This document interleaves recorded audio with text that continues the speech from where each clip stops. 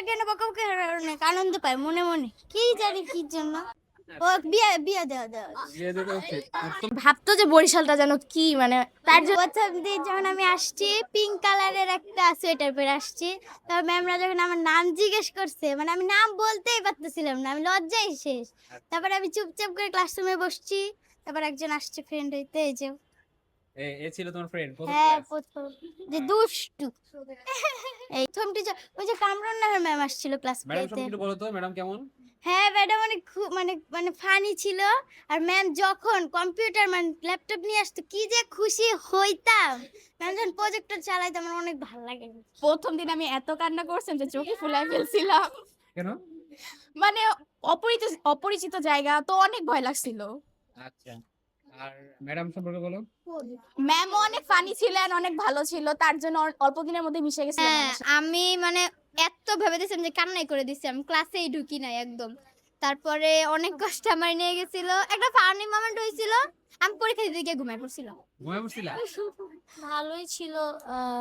যখন আমি মানে প্রথম আসছিলাম একা একা লাগতো অনেক। তারপরে আমি যখন প্রথম আসছিলাম যেদিন ফার্স্ট ডে, তো সবাই আমাকে জিজ্ঞেস করতো যে তোমার দেশের বাড়ি কোথায়।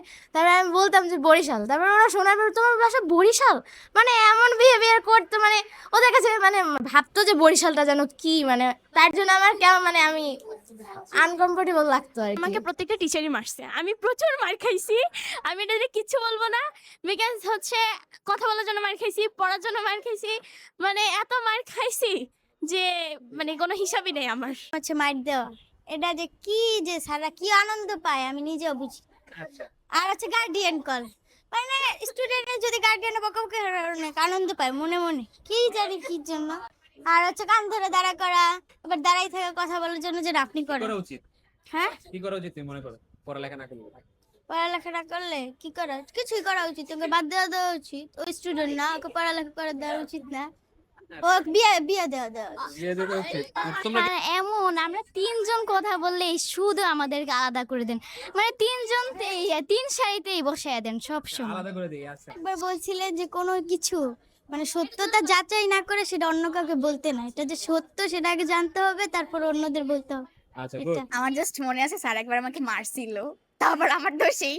তোমার তো সেই হ্যাঁ, যে হাঁটা চলা ভালো, হ্যাঁ তার নাম বলছিলাম, তা আপনি তো স্কুটি দিয়ে আসা যাওয়া করেন, পরে স্যার বলছে আমি রাত, পরে আপনি বললেন যে আপনি রাতের মানে 10টা এমন টাইমে আপনি পান্থপথে হাঁটেন।